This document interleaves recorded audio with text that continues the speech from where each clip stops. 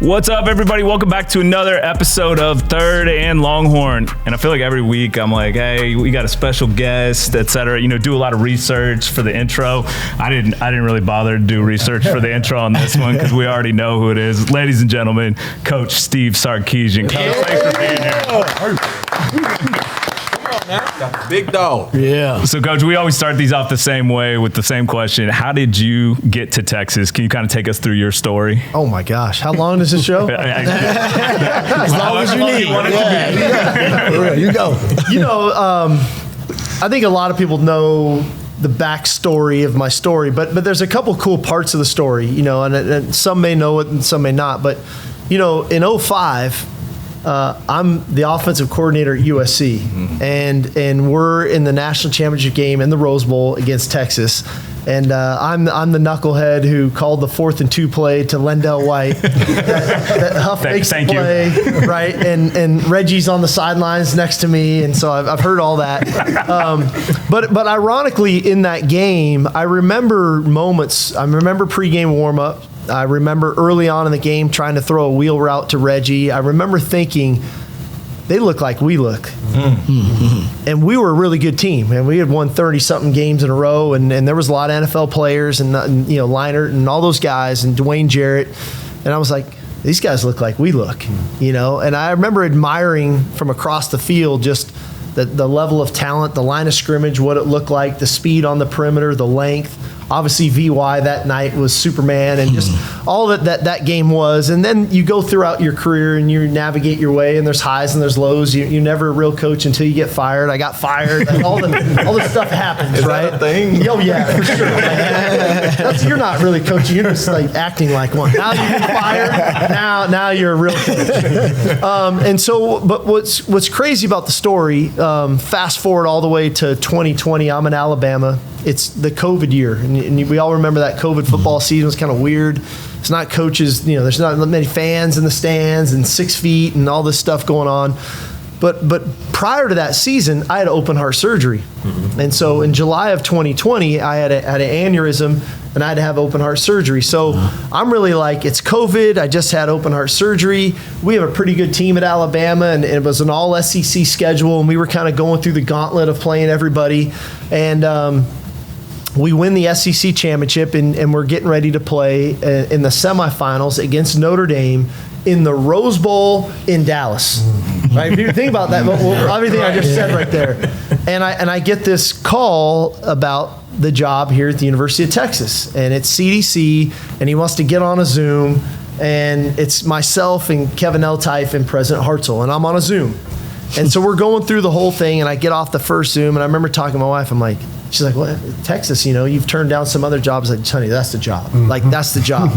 She's like, taking me through why. I'm like, their players, when I was at SC, looked just like our players. And we were really good. Like, they were able to get those players. They can recruit there. They got the logo and, like, all this stuff, right? And so we go all the way through it, and I get offered the job. I said, I'll call you back. I'll let you know. And it takes, like, I'm about an hour in. I haven't called back yet, you know. And if anybody, we all know CDC. I'm getting text messages. He's calling. Are you getting cold feet? What the hell's going on? And my wife's like, hey, so what's kind of the hang up? And I'm like, I'm just trying to wrap my brain around. And mind you, I'm living in Tuscaloosa, Alabama right now. I'm trying to wrap my brain around another small college town. And in my mind, I have this vision of brown and tumbleweeds. Mind you, I've never been to Austin, Texas a day in my life. Wow. Crazy. The whole interview process was done over Zoom. Because of the COVID. So I had never been on campus, never been in DKR. I've never been to Austin, Texas. So I'm thinking I'm going to Lubbock.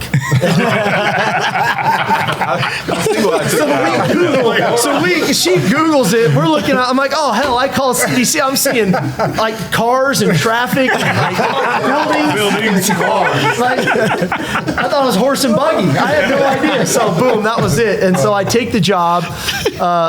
10 days later, because I had to coach that game, then we play for the national title. 10 days later, we win the national championship in Miami.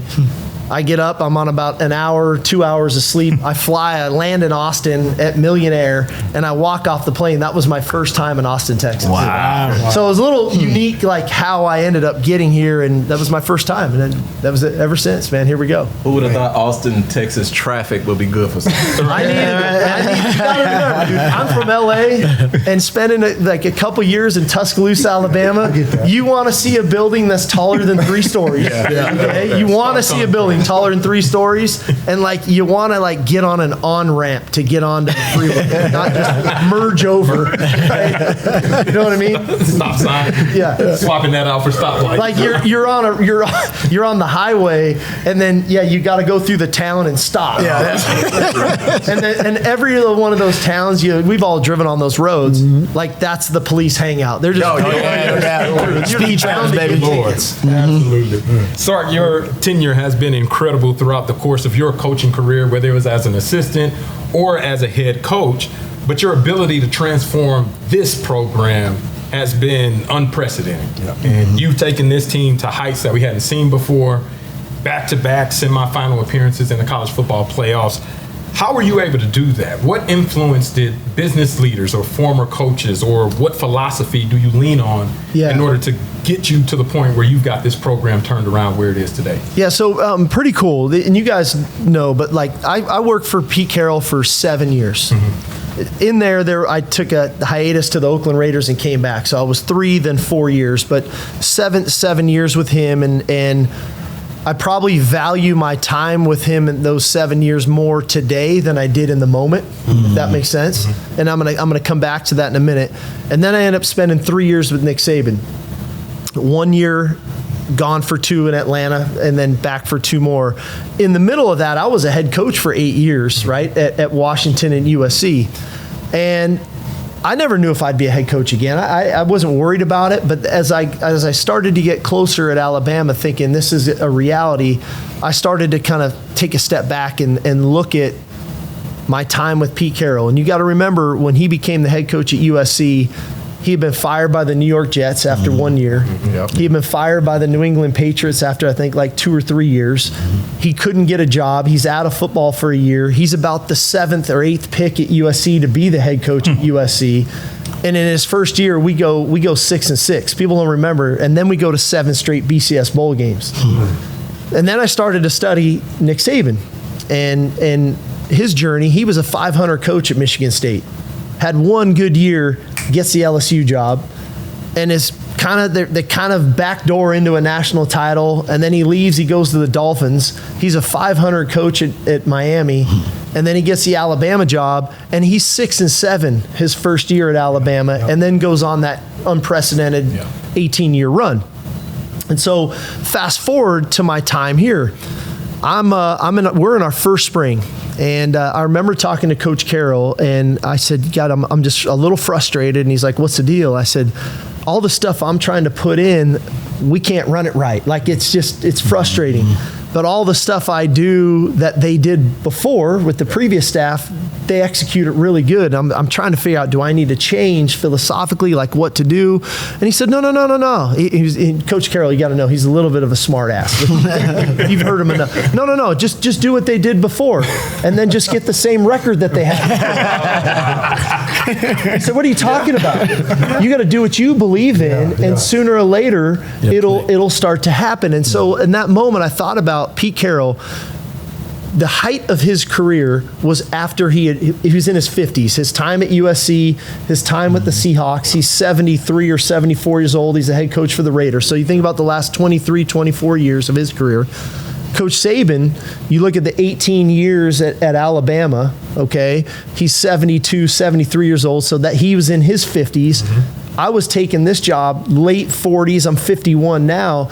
A lot of times what I had to think about, when I was 33 years old, I was the head coach at Washington. I didn't know shit. I didn't know what I was doing. I was just every day, right? I was like, can I say that on the show?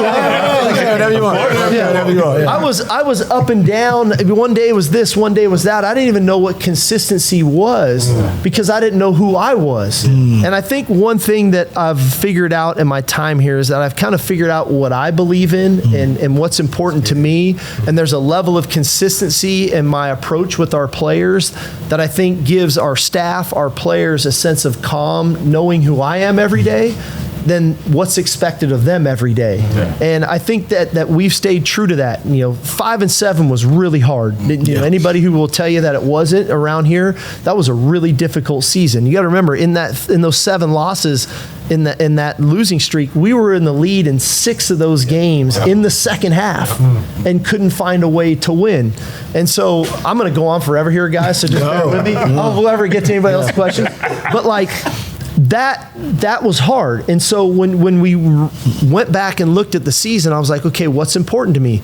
Everything's important to me. It's not, I'm not just a football coach. I'm a developer of young men, And so we went back to that team GPA the spring going into that season. CDC gave me my cumulative team GPA. I was only here for the spring, but you took fall and spring, was a 2.33.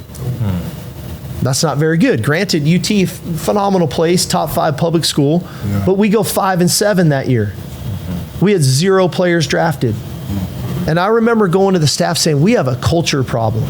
I said, we have entitled players who don't take accountability, who are selfish, who don't serve others, couldn't care less about the university itself. They're just focused on me, I. I said, we've got to change the culture, and we have to start from an individual standpoint that everything matters. Everything counts here. School's going to matter. Well, the next spring we had a 2.78 team GPA. Man. We go 8-5. We have 5 guys drafted. The next year, we have a 2.98 team GPA. We go 12-2. We win the Big 12. We go to the CFP. We set a school record, 11 guys drafted, 2 first-rounders. Wow. Going into this past season, we had a 3.27 team GPA. We go 13-3. We're in the SEC championship game. We have 12 guys drafted, 3 first-rounders. At the end of this past spring, we have a 3.31 team GPA. So it's amazing how our wins have increased, our draft picks have increased, but our GPA's gone up. Yep. And so with this whole idea, who you are some of the time is who you are all the time. We don't pick and choose when I'm a Longhorn. Right. It's an all the time thing. And that's why you guys have heard this whole tough all day mentality that we've embraced here. It's an all the time thing. It's all day long. You just don't get to pick and today I'm going to be responsible, tomorrow I'm not. Right. Life doesn't work like that. And so, but I didn't have any idea of that 18 years ago. At 33, I was like, yeah, today I'm great. Tomorrow, I don't have that. Well, of course, that's how our teams played, So that in and of a nutshell, I think, Pete and Nick get all the credit in the world for giving me an idea of what it looks like, because I do believe teams take on the personality of the head coach. The things that are important to the head coach inevitably are going to come out of the teams and the way that they play and the way they go about life. Yeah. Well, Coach, year 1 in the SEC, we go 7-1 in conference play, 13-3 overall record when you include non-conference opponents and playoff records. What's your assessment after the first year in the SEC? I know the product I saw on the field, I was pleased, and it was a delight to watch every single week. What is your assessment after looking at this past season, and where's this team going moving forward? Yeah, I thought it was a heck of a year for us. One thing that I've going into the SEC, I think the natural thing is it's going to be physically grueling. Yeah. The line of scrimmage is going to be physical. The speed on the perimeter, the physicality, the safety play, the way the runners run. It's a very physical conference. I think the one thing that people underestimate from the outside is mentally how grueling it is to play in this conference. The coaching is incredible. The idea that you have to get up for every game. And if you don't, you will get beat. And I think that's something I'm probably most proud of with our guys. Outside of, I thought, a poor first half against Georgia, that I don't think it was because we weren't ready to play. I think we were probably too ready. You guys have been there. You know what I mean? that our players prepared really well week in and week out. They took care of their bodies. They studied the game plans. They were ready to go. And we weren't perfect. And we were in some nail biters in games that people probably thought we shouldn't have been in going into the second half. But I sure would much rather be that than some of the teams that lost some games, of that they probably shouldn't have lost either. It might have cost a couple teams an opportunity to get into the playoffs, quite frankly. But that's what's so challenging about the SEC, that it's every single week you've got to be mentally prepared to play as much as you have to be physically prepared to play. And I thought our guys did that. So moving forward, no different. No different. I think we have new challenges this year that we didn't have a year ago. We're going to be the most traveled team in the SEC this year. We're going to travel almost 10,000 miles this year, where I think Georgia, Ole Miss, those guys are traveling like 1,200 miles, So the idea that we're going to Ohio State, we're going to Georgia, we're going to Florida, you could argue 3 of the top 5 most hostile environments in the country that we're going to get to play in. And I say get to, and I mean that because this team has got to form its own identity. And we've been a very good road team now for the past 3 years or so. And those moments are what are going to help us in December and January when you get into those environments. Having the ability to play in those arenas against those teams and perform well is going to infuse a ton of confidence in this team if we can do it the right way. Hey, Coach, the new era of Texas football is marked by the start of Arch Mania. Longhorn fans are really excited about Arch. They are. I haven't seen anything like it, honestly. And I was here for the Chris Sims years. But is there anything that has surprised you about Arch, or that might surprise the fans about Arch that you didn't realize? I got to know him really well through the recruiting process. And I always, doesn't matter if it's Arch or Anthony Hill or anybody we recruit, we really try our best to get to know the family. Because I think the family is the best indicator of who the young man's going to become, right, in his time here.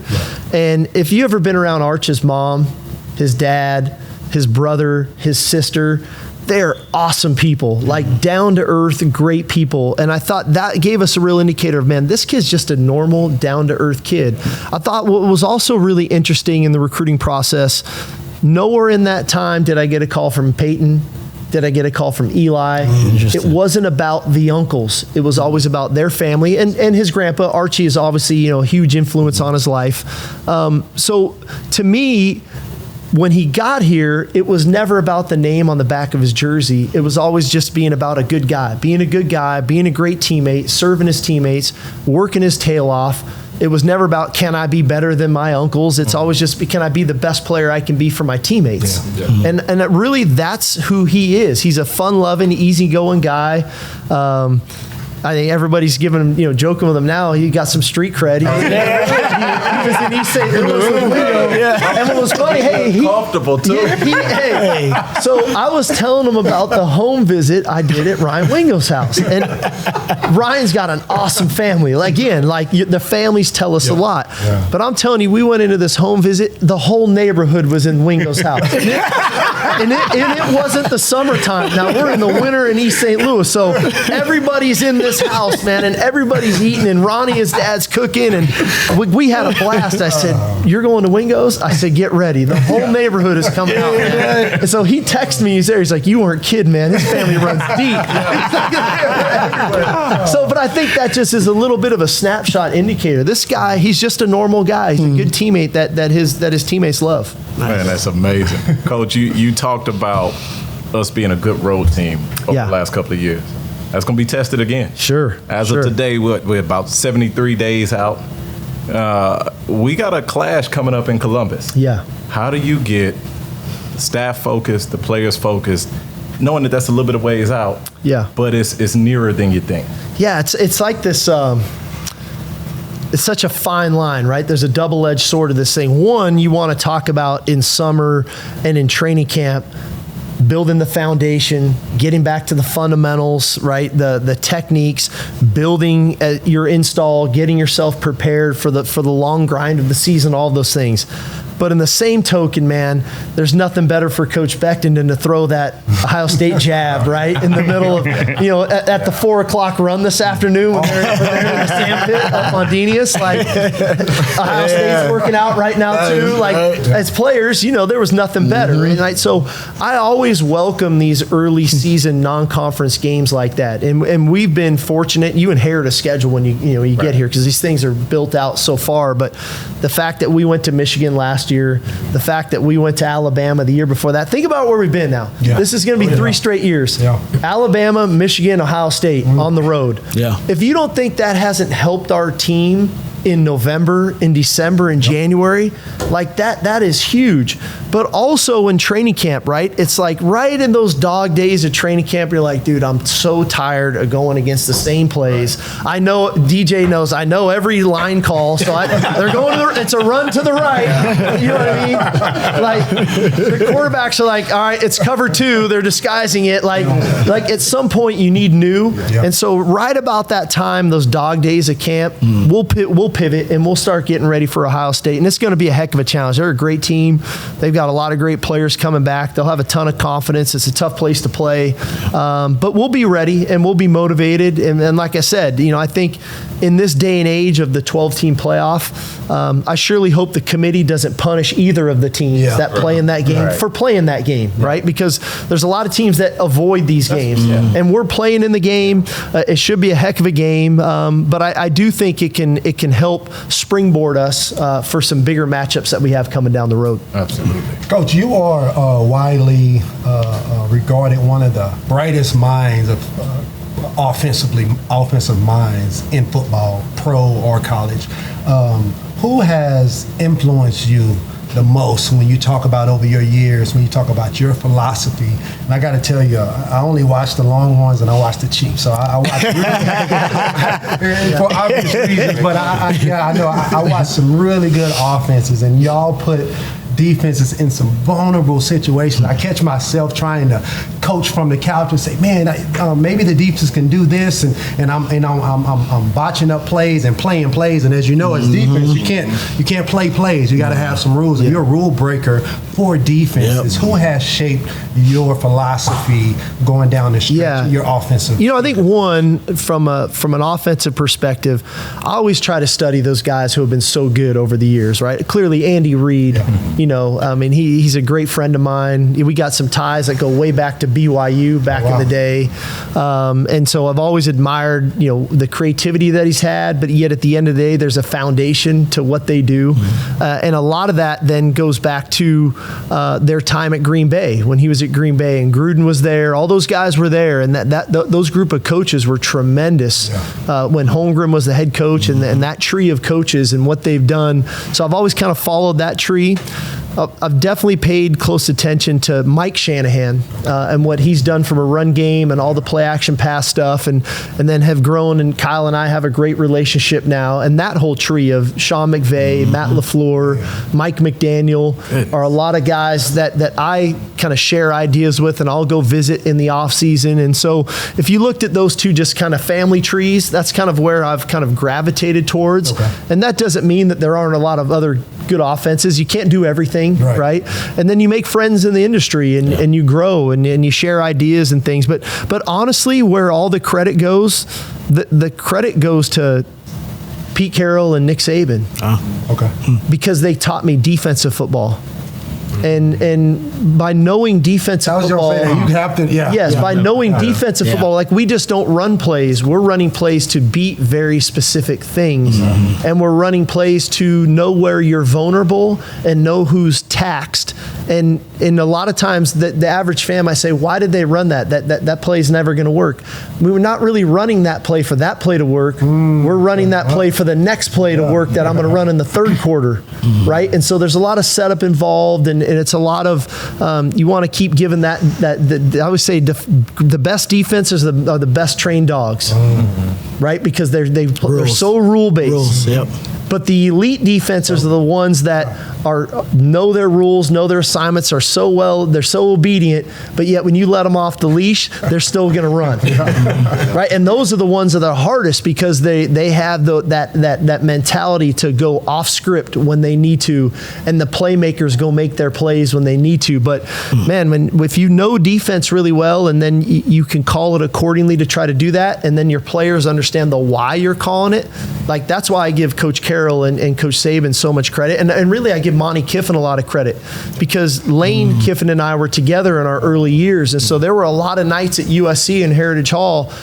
I'd be sitting up there with Monte Kiffin, and I'm learning Tampa 2, like the ins and outs of Tampa 2, the rule breakers, the plays that give it the problems, why it's an issue, the indicators of when they're not playing Tampa 2 and they're going to play 3 deep and what you're looking for. And so I still hold on to those premises of that. I hate playing the defenses that don't know what they're doing. They're just all over the place. Like, this is grab a defense. This is grab another defense here. But anyway, like again, the defensive guys I probably give the most credit to. Okay, good deal.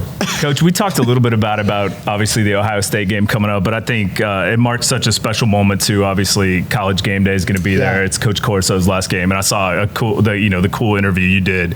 I think it was before Texas OU, where you talked about how special Coach Corso's been and that show's been. Can you talk a little bit about what that show's meant to you, what that show's meant to college football, and Coach Corso in particular? Yeah, I always think about College GameDay.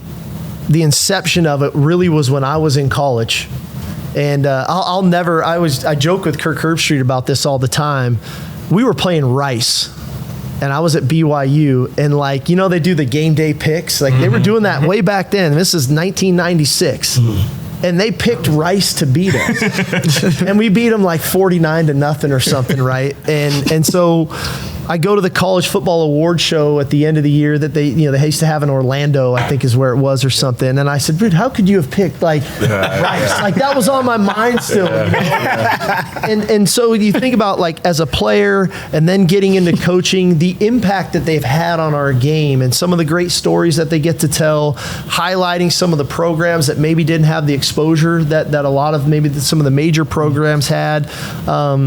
I think about Chris Fowler when he used to be on there, and then that transition to Reese Davis. But all the while, Lee Corso was on that show, and everybody looked forward to him putting on the damn mascot hat or whatever the little skit was going to be at the end. And so I just think as we're in this era of college football right now, where I think the popularity is bigger and more than it's the most popular it's ever been. Yeah. And as much as we're going through all of the turmoil of NIL and revenue sharing and conference realignment and transfer portal, it's the most popular college football has ever been. And I think a lot of that is due, and credit is due to College GameDay and most notably, Coach Corso and what they did. And so I always make it a point to acknowledge those guys when I can, because I grew up in the profession with them. I feel like I've been on, as Kirk Herbstreit's blown up, and now the guy's on Amazon, college, NFL, all that he's doing. I feel like I've grown up in the profession at the same time. And, I really believe that we wouldn't be where we are today in college football if it weren't for College GameDay. Speaking on that same media role, being the head coach at the University of Texas, obviously a lot of media requests are put in front of you. And Texas is probably one of the most polarizing schools, whether you hate it or love the burnt orange.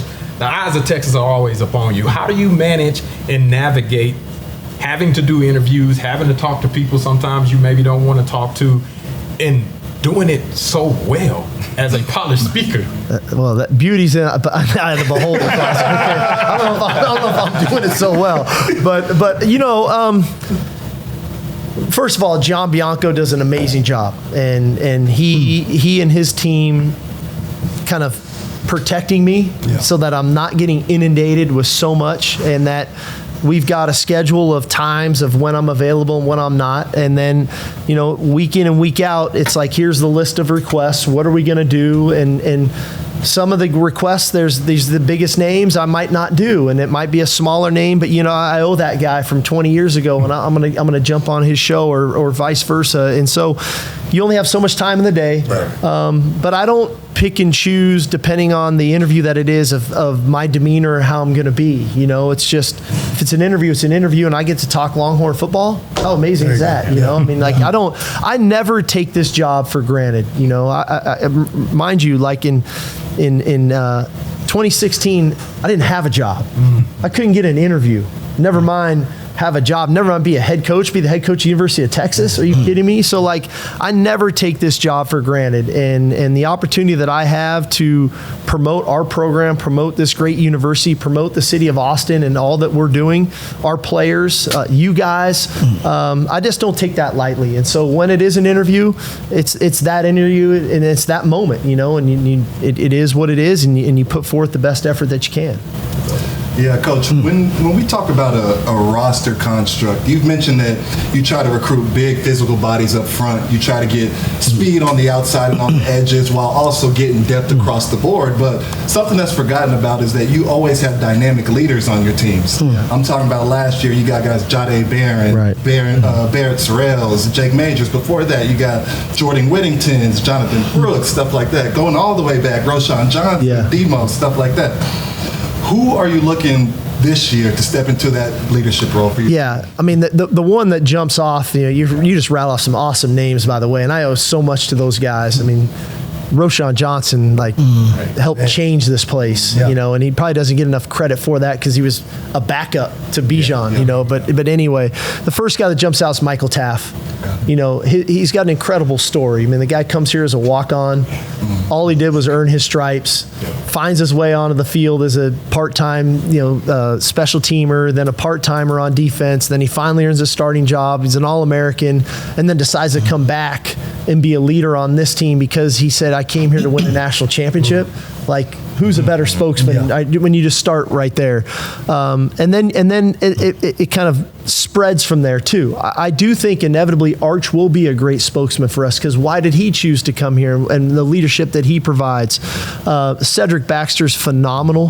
The whole season he was out, you could feel his leadership. But on the same token, I'm going to look right at Trey Wisner, and I don't know if we have a better leader on our team than Trey Wisner right now. I mean, I just watched him again at our workout we had this morning, and the energy he provides, the positivity he brings every day. And then I look over and there's DeAndre Moore and Ryan Wingo, again, in their own rights, great leaders. So how do we get to those guys? Again, I go back to the recruiting piece. You can get an idea of who guys are going to become as they start to mature, as they start to grow. And then all I try to do is empower them. I try to put them in position to become leaders. You know, I think so many times we're like, hey, now it's your turn, go lead. Most of us don't know how to. We don't know what to do. Tell the guy to put his hand behind the line. I mean, what do you mean? And again, we try to lead from a sense of being positive rather than being negative. But at the same token, learning how to hold teammates accountable is probably one of the hardest things for all of us when we all played to do, because they're our friends. And how do you tell a friend he's wrong? And you shouldn't do that, and this is how we do it. And so removing friendship from leadership and what that looks like. I mean, so those are all things that we try to enable our guys to do, and it's a fun process because you see the growth and the development. You know, we say development, we always think on the field and how much bigger and faster a guy got. I look at how they mature, right, and who they're going to become as men, and you can see it happening before our eyes, and you know, kind of every day in our locker room. Coach, I want to say on defense, last year you had one of the best defenses in the history of Texas football. That defense was phenomenal. One of the traits I like about your defense seems to be the multiplicity. A lot of guys with position flex, even in the latest recruiting class, seems to have a lot of guys with gap flex, position flex. My question is that by design, or is that just a result of the evolution of the game and the now available athletes that you have in the talent pool? Yeah, no, I definitely think it's intentional on our part. You know, I never try to recruit, as I would say, a linear player, you know, like that can just do one thing in one sport. Like, I like guys, first of all, that play multiple sports because that tells me about your competitive spirit, your competitive nature. You know, who are you, right? Or are you just the guy that does ladder drills every day, right? Because I don't know how much doing ladders every day really pulls that competitive spirit out of you. You just made a lot of people upset. You can do ladders and still play on your basketball team in high school. You can do ladders and still play on your baseball team. Like you can still run track, right? You can still do those things. You can still work at your craft and do more because I know there's a lot of hours in the day, right? And if you're not doing that, what are you doing? You playing the game? Well, the game's fine. Like you can get on the sticks for a minute, and there's some competitiveness to that. But man, I sure like guys that are active, right? That do more, because that tells me about a little bit of your spatial awareness too, and how much, especially on the defensive side of the ball, the spatial awareness matter. What's going on around me that I can't see, right? As much as that I can see. And so when we do that, and then you find that body type, right, that can cross over, right? Whether you're a 3 technique that can play a 5 technique, or a 3 technique that can play a nose, or a 9 technique that can play a 5 technique, or a nickel / hybrid sandbacker that can also play in the box and play will, or a nickel that can play safety, or a corner that can play nickel. Like now you have that versatility, because honestly for me, I'm trying to get the best 11 players on the field. And so if you have some flexibility, some position flex, it's a lot easier to find a way to get you on the field. Like last year, I didn't know how it was all going to play out with Jade coming back and Gilbo coming off of injury, because they were both playing the same position the year before he got hurt. And so Jade's willingness to go play corner, having coming back for his senior year, gave Gilbo an opportunity to get on the field more. Now, we still played Jade some at nickel. It allowed him then to really learn dime linebacker, right? And so it allowed him to expand his toolbox as much or more than anything. It's no different than what we're doing with Trey Moore right now. Like, everyone's under this idea that Trey Moore's not going to rush the passer anymore. I'm not that dumb, okay? Like, the dude had 6 sacks last year and probably missed another 12.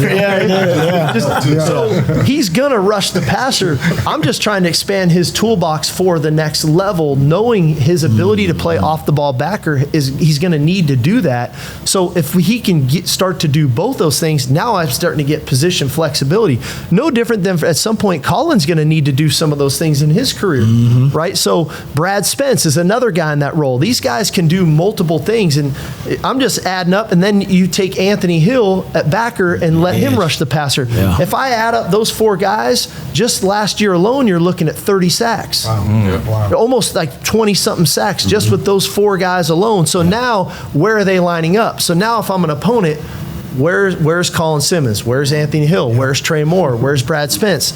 All the while, it's like we can interchange them, and we can make the same call defensively, and 2 guys are just changing positions, and the whole picture looks completely different for the opponent. So is it intentional? Yes, in recruiting. Is it intentional schematically? Yes. Is it intentional because the game continues to evolve, and PK's back there in the lab with all those guys, and now he's got Akina back in there. Like, we got all sorts of things. I walked in there yesterday, like, I got to get the hell out of here. These guys are, I mean, they were in there for 2 hours talking about playing the bootleg in cover 2. I'm like, still on this topic. Dude, on offense, we're already on to the next. But there's like every little thing down to a science. And then how many ways can you play cover 3? How many ways can you play cover 2? But then what are the rules within those things, as DJ's talking about? So we can change the picture a lot as long as we understand the rules within the parameters of the defense. That's great. Goodness, man. Coach, I love hearing your philosophy on recruiting and how it kind of implements it and finds its way to the field and now into the scheme. But another big part of recruiting has become NIL. For sure. And with NIL, it's allowed these players to almost go anywhere. Right? They can go anywhere. And a lot of times we focus on how much they're making when they get to that place. Right. But put that aside and think about coming here to Austin. Like, why is it special to come here for players, families, and then even for yourself? As you said, it's not Tuscaloosa. No, I would say this, and do I have a biased opinion? Of course I do. We're all wearing the vertical. So, absolutely. Like, I honestly think this is the best place in the country to come play football at. I firmly believe that. And I think we have stats, the nuances, the information to back that up. Okay, and I'm going to start with football, then I'm going to sweep it. If I know nothing, who's the one school that's gone to back-to-back college football playoffs, back-to-back semifinals? The Orange. Who's the one school their first year in the SEC went to the SEC championship game? Who has the most draft picks in the NFL draft the last 2 years? Texas. Okay. That's okay. Who's had 6 D linemen drafted in the last 3 years, 5 running backs drafted in the last 3 years? Who's had a receiver taken in the first round the last 2 years? Texas. Who has the last year signed the number 1 class in the country, the year before that a top 3 class in the country, the year before that a top 5 recruiting class in the country? All the while that's occurring at a top 5 public institution in the United States. All the while being part of an athletic department that's won 4 of the 5 of the last athletic directors' cups. Yep. So when you talk about like-minded individuals pushing each other to new heights, and whether it's track and field national championships, rowing, golf, softball, volleyball, women's basketball, Final Four, okay? But all the while, you're doing it in the city of Austin, which, oh, by the way, is the largest city in the U.S. with no pro sports. So no NFL, no Major League Baseball, no NBA. So who are getting those NIL deals? Right. Who is the pro sports team? Us. Yep. Right? It's the fastest growing economy in the U.S., Austin, Texas. So when you start thinking about it, big picture, and just get out of how much does the contract say, right, and you start thinking about long term and where's my life gonna go, all right, and what's it gonna look like when they can get there. Well, maybe we get a guy for a little bit less than another school's offering him. Yeah. Right? Especially in this day and age, that's got to happen because every Power 4 school's got at minimum that same amount of money. That's right. Okay? Yeah. And so if we're trying to assemble a group of talented people, well, every talented people are going to require some money. Well, if I don't have as many talented people, I'm going to have more money to offer Johnny. Well, Johnny has to see the forest through the trees a little bit and say, you know, this is short-term money. I want to look at more of the long-term money. And Texas is going to provide me an opportunity to create more opportunities, whether it's on the field, off the field, degree, NIL, brand building, player development, opportunity in the NFL. What does that look like for me? I've got a lot more lanes, right, to go achieve that than just this spot over here that's got one avenue. We've got a lot of avenues to go come here and be really successful. So there's a lot to it. But like I said, I think we have the best product in the U.S. I don't think there's another school that can say that. And oh, by the way, Forbes magazine last year wrote the new Ivy League. Drop Forbes in that. So who? Name another school who's getting compared to Harvard, Yale, and Princeton.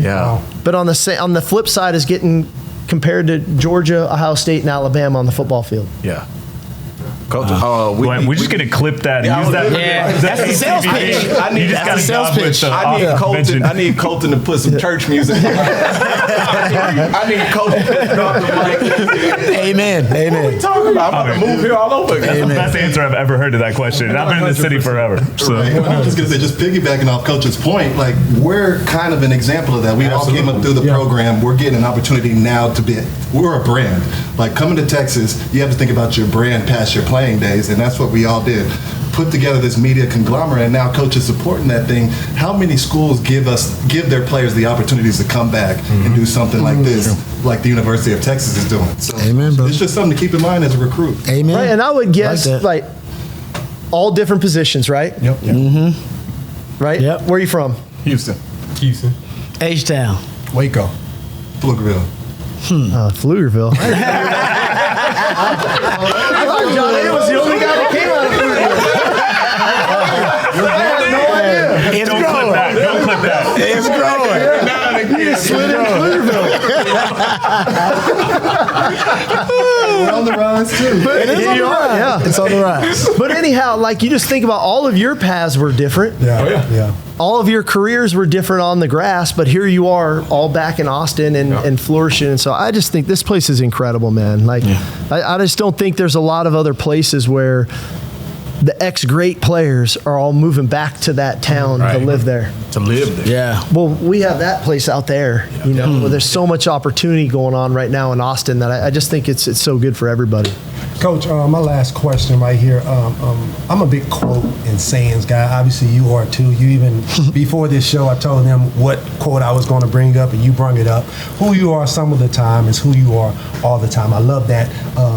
Whenever I hear you talk to your players, you're relatable, you're specific, you're strategic in what you're telling them, just to equip their mind for the long haul and the grind, regardless of what's going on.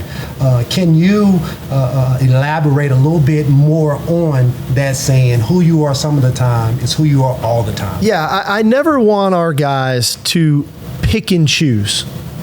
And it's easy to say day to day, right? Pick and choose. Or, hey, I'm going to be thoughtful and kind to the donor's wife, but I'm not going to be thoughtful and kind to the woman who's on the field. To the woman who's making my burger at the tank. Yeah, Exactly. I'm going to be thoughtful and kind to that guy who's writing my NIL check, but I'm not going to be thoughtful and kind to the guy that's cleaning the locker room. So that's the first part, right? There's this level of respect, right? We don't pick and choose, right? That's who you are some of the time. That's who you are all the time. Well, let's go to the whole other end of the spectrum. We're playing Ohio State week 1. So do you think our guys are going to prepare great, right? They're going to practice really hard. They're going to do all those things. Week 2 is San Jose State.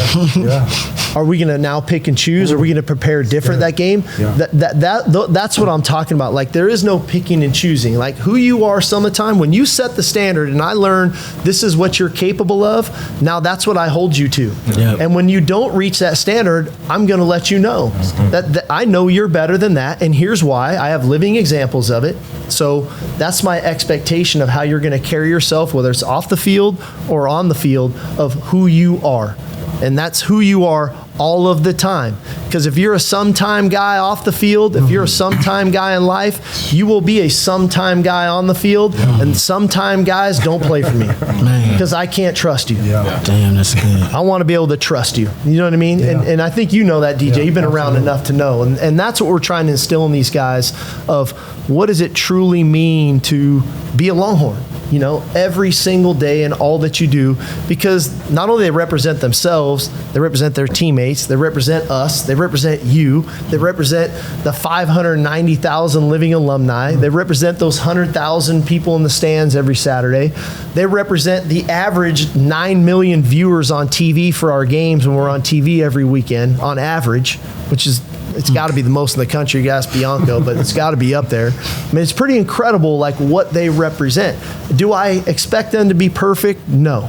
They're 18 to 22-year-old males. Like, we were all there at some point in life. But is that truly indicative of their character, or was it a mistake? And if it's a mistake, we can work with that. Okay? And so that's the idea that we're trying to instill in them. Like, this is an all-the-time thing. Because, and I'm drilling a little deeper here, and you've heard this too, DJ, as well, like, that's discipline. That takes discipline to do that. But discipline creates habits. Habits lead to consistency, and consistency leads to growth. And we're all just trying to grow. We're trying to develop these guys on and off the field. And so I do think it resonates with some of the guys sooner than others. But for the most part, they all get it at some point in their career. You just hope they don't get it too late to where it makes sense. Well, Coach, we can't thank you enough for taking the time out today. It's an awesome moment for all of us. We were really excited for you to do this. So thank you so much. That's fun. We also we wanted to leave you with a gift. We know. Hold on. We got a special gift. Oh no! I don't know if this is a gift. Well, everybody, Mark Higgins. Who got the gift? I want to know. I want to know where this is coming from. Is this Fozzy? It was Fozzy. Oh, well, the first gift. We got our very own Wonder Boy. We wanted you to feel comfortable with somebody that played in the same era as you. Wow. So we got the twofold TV guy. TV guy. Special addendum with our very own Jeremy Hills, who played at the same time as you. So Hills, we took that off the desk in your office. So it's funny, y'all never crossed paths while y'all played during the same time. But Coach, in all seriousness, we wanted to do something special for your Dave Campbell's cover, but we didn't have the clearance on that, so we pulled the TV guide. And if any of your players could tell us what TV guide is, I think we'd be pretty blown away. Hey, but back in the day, if you were on TV guide, that was a big deal. That was a big deal. Believe me, my mom's got those all over the house, I'm sure. Well, Coach, you can keep those for your desk, but I don't want the Jeremy Hills one. He's keeping it for himself. For your nightstand. So I don't bring y'all nowhere. It wouldn't be an episode if we didn't mess with Hills. So and he was actually on time today, so I apologize. But yeah, man. All the time. But Coach, we really appreciate you, and thanks everybody for watching. And don't forget, like, subscribe on your favorite platforms, and hook 'em. Hook 'em.